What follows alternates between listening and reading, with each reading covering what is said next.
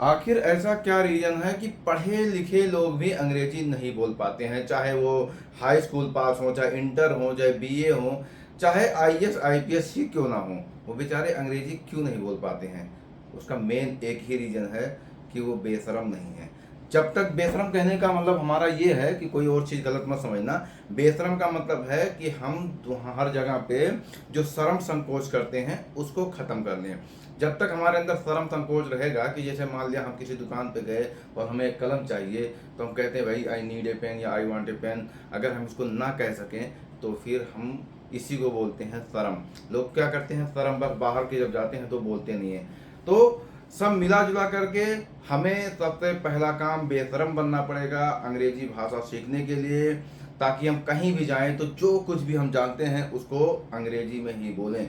जैसे मान लिया ठीक है 2 किलो आलू चाहिए, तो please give me 2 kg potato आप कहिए डायरेक्ट। भले ही उसको ना आता हो तो वो दोबारा आपको कहेगा सर क्या चाहिए, तो फिर आप उसको दोबारा भले कह दो आलू, लेकिन फर्स्ट आप अंग्रेजी में ही बोलें। जब तक हम इस तरीके से बेशरम होकर के जो है अंग्रेजी बोलने का प्रयास नहीं करेंगे तब तक अंग्रेजी नहीं बोल पाएंगे। हाँ, पढ़ लेंगे, लिख लेंगे, समझ लेंगे, लेकिन बोल नहीं पाएंगे। यही मेन रीजन है। सो गाइज, इसके लिए आप ये चीज़ फॉलो करेंगे, उसके बाद में कुछ छोटे छोटे टिप्स हैं 2-3, उसको आप फॉलो करेंगे, अंग्रेजी धड़ल्ले से बोल लेंगे। पहला क्या है, पहला एक चीज़ क्या है कि हमें एक वर्ब के 5 फॉर्म डेली जो है याद करना चाहिए। जैसे होता है आपका, ये मैंने एक वर्ड ले लिया कम। कम मीन्स होता है आना। कम मीन्स होता है आना। इसका सेकंड फॉर्म होता है केम। इसको V2 बोलते हैं, इसको V1 बोलते हैं। थर्ड फॉर्म होता है कम। चौथा फॉर्म होता है कमिंग। और पांचवा फॉर्म होता है कम्स, यानी कि एस या ईएस लगा दो इसमें। तो ये हो गया V3, ये हो गया V4, ये हो गया V5। हमें हर एक मेन वर्ब का आना जाना पढ़ना लिखना इसके 5 फॉर्म आने चाहिए, तभी हम अंग्रेजी बोल पाएंगे। अब जैसे मैंने कहा कि ठीक है आप जाते हैं, तो आप जाते हैं का अंग्रेजी होगा यू गो, यानी कि आप जाते हैं। आप जाते हैं। अब हमें कहा, अगर हमें कहना हो कि आप गए थे, तो ऐसे जगह पे हम यूज करेंगे इसका सेकंड फॉर्म का, केम का। यू केम, आप आए थे। आप आए थे। हमें कहना हो कि आप आ चुके हैं, तो यहां पे हम यूज करेंगे यू हैव कम। ये B3 है, यानी कि आप आ चुके हैं।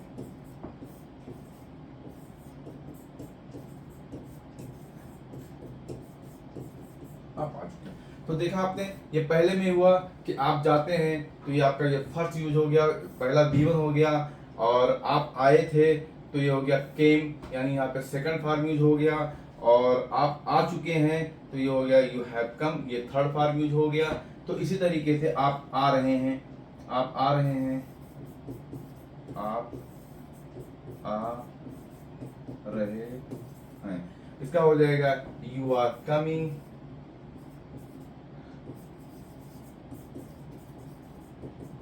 यू आर कमिंग, आप आ रहे हैं, यहाँ पे अपना चौथा फॉर्म का यूज कर लिया। तो ऐसे ही जब तक हमें किसी भी एक मेन वर्ब के 5 फॉर्म नहीं आएंगे, तब तक हम क्या करेंगे, यूज नहीं कर पाएंगे। यानी कि हम अंग्रेजी बोल ही नहीं सकते, क्योंकि हमें प्रेजेंट में भी बोलना है, हमें पिछली बातों को भी बताना है, हमें भविष्य के बारे में भी बताना है, कोई काम खत्म हो गया उसको भी बताना है। तो ये सारी चीज़ों में मेन वर्ब के जो है इन 5 फॉर्म का यूज होता है। अगर ये नहीं आएगा तो हम अंग्रेजी नहीं बोल सकते।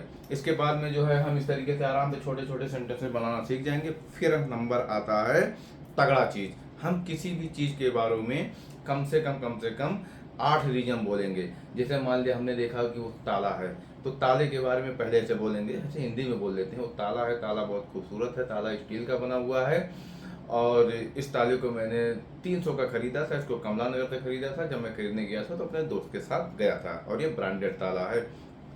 अब इसी चीज़ को हम अंग्रेजी में बोलना पड़ेंगे, मतलब बोलने का प्रयास करेंगे। फॉर एग्जांपल, ये ताला है, it's a lock and it is use for locking the door. ये दरवाजे को जो है लॉक करने के काम में आता है।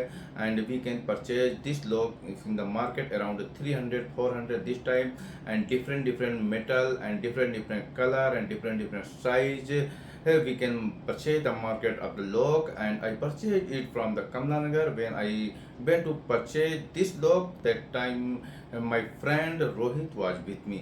तो आप इस तरीके से जो है ताले के बारे में कम से कम 7-8 रीजन बता देंगे। ये होता है हमारे ऑक्टोपस फार्मूले के अंदर आता है। फिर नंबर आता है बोलने के लिए। अब हम क्या करेंगे, ऐसे मान लिया ऑफिस में या जॉब पे हैं या कहीं भी हैं, घर पे हैं, कहीं बैठे हैं, अकेले शांत में बैठे हैं, तो फिर हम ऐसे बात करेंगे। मान लो ताले से ही बात करेंगे। और ताला भैया कैसे हो, समझ लो कि वो आपका दोस्त है। ताला भैया कैसे हो, मैं बहुत बढ़िया हूँ, आप अपना सुनाइए। मैं भी बहुत बढ़िया हूँ। क्या कर रहे हो भाई इन दिनों?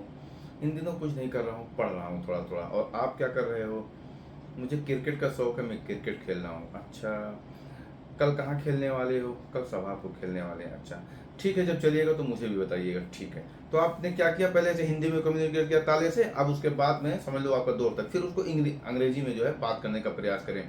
हाय लोग, how are you? I am good and you? I am also good. What are you doing? I am reading something. Okay and you? and I am playing. Okay, and where do you play mostly? I play in the Savapur. Okay, no problem. Next time whenever you go to play the cricket, then you will call me. Okay, no problem, I'll call you. Okay, bye bye, take care. तो आप इस तरीके से क्या करेंगे, ताले से बात करेंगे, पहले हिंदी में फिर उसको अंग्रेजी में बात करने का प्रयास करेंगे।